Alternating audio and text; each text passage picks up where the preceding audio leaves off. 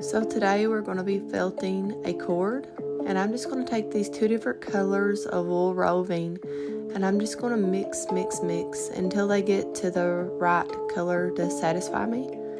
Then I'm just going to lay it out into a straight line, and I'm going to try to focus on getting it all the same width, the best that I can anyway.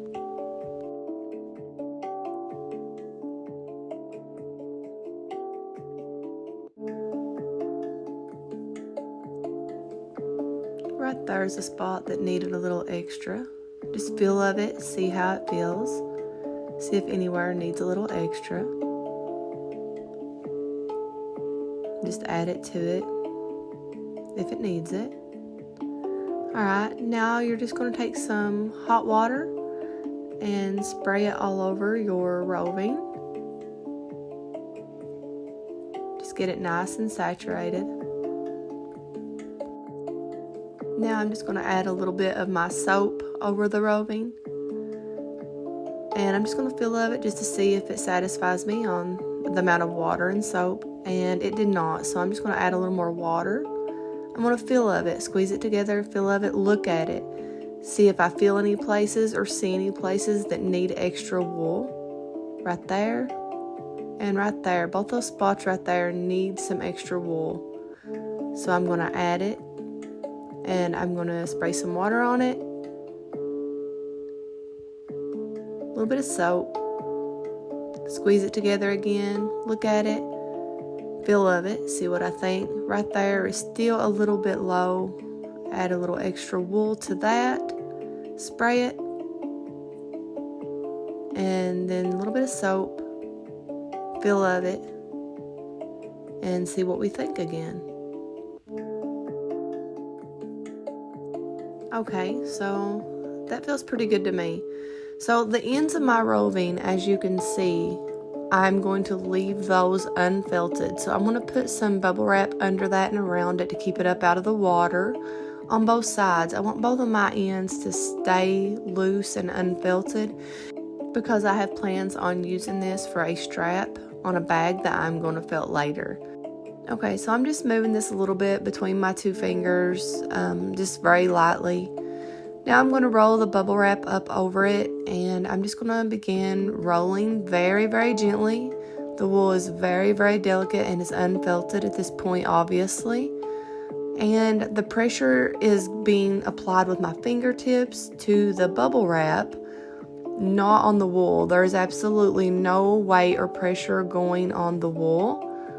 Just the palms of my hand is barely lightly applying, if you want to call it pressure, I guess you could, but it's ever so lightly right now. And I'm just double checking those ends. I do not want those wet or felted. Okay, so I'm just going to make sure that the bubbles on my bubble wrap is always facing my project, because those help the project to felt instead of rather doing it on the slick side of the bubble wrap. And always make sure, obviously, that you have a waterproof surface underneath you so that your floor or your area doesn't get wet. Usually I work with a tote lid. So far it just seems to work well for most of my projects, unless they're like super large. And then I just use a big piece of plastic underneath me and maybe a blanket or something. Okay, so we're just going to keep rolling a little bit. The wool is starting to come together a little bit. You can feel that. You'll be able to feel that the wool is not so delicate. And now I'm just going to roll it a little bit with my hands.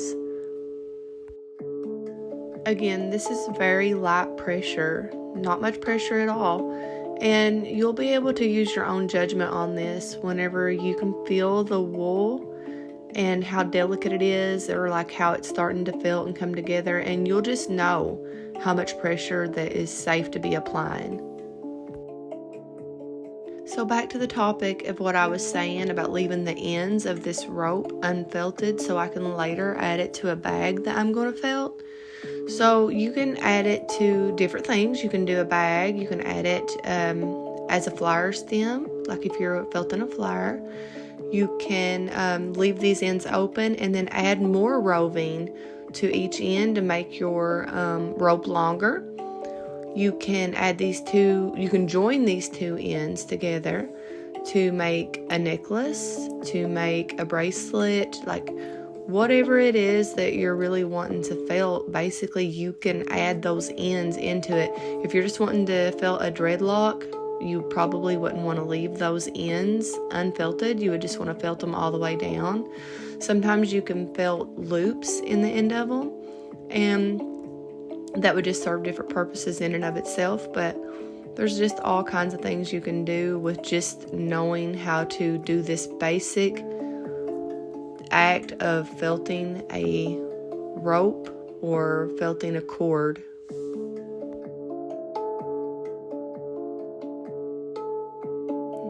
As you can see, I was starting to get pretty rough with the cord. It's pretty felted at this point. I'm just going to remove some of the excess water from my work area and also from the cord. But it's really well felted at this point. I do need to focus in on a few areas and get them a little bit more felted. But overall, it's pretty good. So now I'm just going to work it really fast. Obviously, this is sped up, but I was still doing it pretty fast. And then this is like how fast I was doing it times 3. But I'm just going to work it really fast in between my hands, and you can feel the areas that don't feel as felted, that don't feel as like they feel like they need a little more work to come together and be a little bit more together or felted. And that's what I'm doing. I'm just going over the whole rope, and I'm feeling of areas that might need a little more attention, and I'm giving that attention to those areas.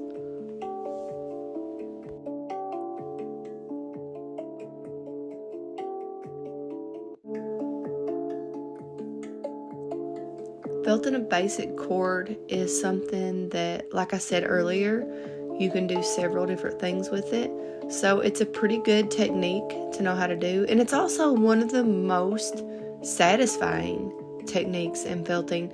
And I think the reason is because it is one of the easier things to do. And it don't take nearly as long as a lot of big projects.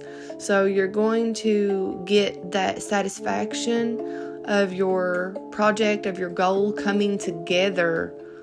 Like, you're going to see the outcome of your work and labor a lot quicker than some big projects. So that's kind of a cool aspect of it, for me anyway. Be sure to keep in mind whenever you're laying the wool out for your project that this will always felt down and shrink and be smaller than what you started with. Because look back at what I began with and look how big this is now. It's really shrunk down a lot. So if I'm wanting a cord to be 12 inches long, for example, I'm going to probably start out with 24 inches of wool to begin with. Likewise, when laying out your wool, keep in mind that the more you lay out, the wider your rope will be, and the less you lay out, the thinner your rope will be. Most importantly with felting, just relax, just enjoy the process, and create your art. Felting is beautiful, it's magical, and it's fun. Happy felting.